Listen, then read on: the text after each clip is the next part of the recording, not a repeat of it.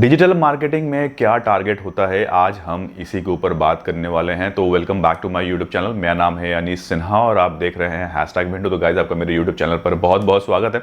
अभी तक आपने मेरे चैनल को सब्सक्राइब नहीं किया है तो नीचे लाल कलर का बटन होगा, सब्सक्राइब कर लीजिएगा और इंस्टाग्राम पे फॉलो कर लीजिएगा। अनीश के सिन्हा मेरा प्रोफाइल है, तो जाके फॉलो जरूर कर लीजिएगा। तो चलिए स्टार्ट करते हैं ये वीडियो। देखिए, अगर कंपनी आपको पैसे दे रही है तो कुछ ना कुछ इस के रिटर्न में आपसे लेगी, यानी कि समझ लीजिए कि कुछ ना कुछ काम ऐसा होगा जिसमें कि कंपनी और रेवेन्यू जनरेट कर सके। तो डिजिटल मार्केटिंग का जॉब भी कुछ इसी तरह का है। आज जब आप डिजिटल मार्केटिंग जॉब में आप कदम रखते हैं तो हर तरह के टारगेट्स होते हैं। अगर मैं बोलूं कि सेल्स टारगेट होते हैं तो नहीं, सेल्स टारगेट हमारा नहीं होता। मैंने कई सारे वीडियोस में आपको बता दिया, सेल्स टारगेट नहीं होता है, बट अलग अलग चीज़ों का टारगेट होता है। समझ लीजिए कि हम एसीओ में काम कर रहे हैं, यानी कि सर्च इंजन ऑप्टिमाइजेशन कर रहे हैं। कोई वेबसाइट आपको दे दिया गया, आपका टारगेट ये रहेगा कि जो भी कीवर्ड्स उन्होंने दिया हुआ है उससे आपको उस कीवर्ड से उस वेबसाइट को रैंक पर लाना है। चाहे वो 3 महीने में लाइए, चाहे वो 6 महीने में लाइए, वो आपको जज करना है कि इस कीवर्ड का कंपटीशन क्या है और कितने महीने में आप इसकी रैंकिंग ला सकते हैं। ठीक है, तो ये आपका टारगेट हो गया।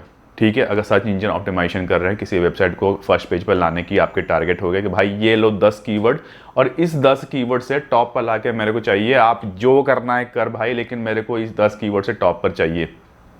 तो ये आपका टारगेट हो गया। ठीक है, अगर ये 10 कीवर्ड्स में से मैक्सिमम आप 7 कीवर्ड पर भी लेके आ जाते हैं तो समझ लीजिए आपने ना बहुत ही अच्छा काम किया है।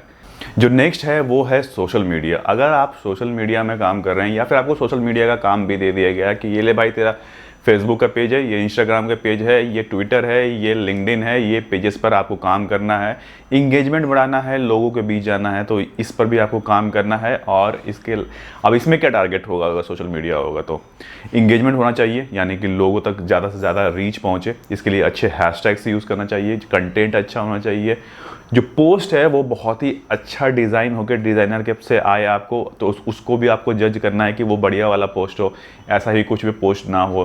तो पोस्ट की स्ट्रैटेजी क्या रहेगी, ये काम भी आप ही को करना है। और जो नेक्स्ट होता है वो होता है उसका लाइक्स और फॉलोअर्स उसके बढ़ने चाहिए। अगर फॉलोअर्स नहीं बढ़ रहे हैं तो आपके लिए खतरा है। ये है टारगेट। अगर सोशल मीडिया में है, इंगेजमेंट बढ़े, फॉलोअर्स बढ़े, लाइक्स लगे, ज़्यादा से ज़्यादा इंटरेक्शन हो और ग्राफ ऊपर की तरफ बढ़े, ये हो गया सोशल मीडिया का इंटरेक्शन। नेक्स्ट जो आता है वो आता है गूगल एडवर्ड। अब गूगल एडवर्ड या फिर आप पेड कैंपेन किसी का भी कर रहे हैं या सोशल मीडिया में ही पेड कैंपेन कर रहे हैं, तो जो उसके रिजल्ट्स हों वो अच्छे आने चाहिए, यानी कि लीड जनरेट करके कंपनी को देना बहुत ज़रूरी है। अगर आपने लीड ही जनरेट नहीं करके दे रहे हैं, समझ लिए 1 लाख रुपये आपको दिया गया और बोला गया इसे 50 लीड जनरेट करके देना है इस पर्टिकुलर कंपनी को, और आपने मुश्किल से 10 लीड जनरेट कर पाए, तो ये आपके लिए खतरे की घंटी है। ठीक है, कि आपने 1 लाख रुपए उड़ा दिया और लीड जनरेट करके नहीं दिया।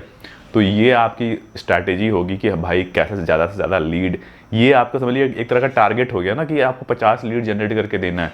आप देखिए, जैसे जैसे आप गूगल एडवर्ड और पेड कैंपेन करेंगे तो धीरे करके आइडिया लग जाता है कि रेट ऑफ कन्वर्जन क्या है, कि इतने क्लिक में 3% का कन्वर्जन रेट होगा, 5% का कन्वर्जन रेट होगा। आपको उस पर डिस्कस करना पड़ता है, आपको बताना पड़ता है कि भाई इसमें 5% से ज़्यादा का कन्वर्जन रेट नहीं होगा, इसमें 2% से ज़्यादा कन्वर्जन रेट नहीं होगा। अगर आप सोच रहे हैं कि नहीं 10% या 15% का कन्वर्जन रेट होगा, तो वैसा नहीं होता है। समझ रहे हैं, जितने भी क्लिक्स आएंगे उसका मुश्किल से 2 से लेकर 5% के बीच में कन्वर्जन रेट होता है। 8% 10% कन्वर्जन रेट हुआ तो समझ लीजिए बहुत अच्छी बात है कि आपने इतना ज़्यादा कन्वर्जन रेट हुआ, तो ये आपका टारगेट हो गया। आजकल एसीओ में यानी कि ये चीज़ यहाँ ख़त्म होता है, तो ये आपका टारगेट हो गया। लीड जनरेशन का काम आपका जो होता है वो आपका पेड कैंपेन के थ्रू होता है। और नेक्स्ट जो मैं बात करता हूँ आपसे, वो है आपका जब आप सर्च इंजन ऑप्टिमाइजेशन यानी एसीओ कर रहे हो तो होते हैं, तो लोगों के एक्सपेक्टेशन आज के डेट में बहुत ज़्यादा बढ़ चुके हैं। सिर्फ कीवर्ड रैंकिंग से काम नहीं चलता है, वो बोलते हैं कि हमें लीड भी जनरेट होना चाहिए। बट जैसे जैसे जो कीवर्ड सिलेक्शन आप करेंगे कन्वर्जन पॉइंट ऑफ व्यू से, उससे जैसे कि आप ऊपर आना स्टार्ट करेंगे, रैंक अच्छा करने लगेंगे, टॉप 5 में रैंक करेंगे आपकी वेबसाइट, तो अब नॉर्मल है कि लीड भी जनरेट होना स्टार्ट हो जाता है। उसके लिए क्या करना होता है, ये आपका तो टारगेट हो गया कि भाई लीड भी जनरेट करके देना है, तो ये भी एक तरह का टारगेट हो गया। तो वेबसाइट में थोड़े बहुत चेंजेस कराने पड़ते हैं, वो मैं बोलना चाह रहा था अभी। तो ये सारी चीज़ें जो है ना, वो बहुत ज़रूरी चीज़ें जो आपको करना पड़ेगा, ठीक है। तो ये हमारे टारगेट्स होते हैं, ये सारा चीज़ को मैनेज करना होता है, यही हमारा टारगेट है। सेल्स इसमें इंक्लूड नहीं होता है, हमें बेचना नहीं होता, सिर्फ हमें लीड जनरेट करना होता है। बाकी का जो काम होता है वो सेल्स टीम करती है, ठीक है। तो आज के लिए मुझे लगता है कि मैंने सब कुछ डिटेल में बता दिया है आपको। आज के बाद से टारगेट बेस्ड है या नहीं है, इस पर कोई आपका कन्फ्यूज़न नहीं होगा। तो आज के लिए बस इतना रखते हैं, फिर मिलेंगे बहुत ही जल्दी नेक्स्ट वीडियो में। तब तक के लिए टेक केयर, नमस्कार।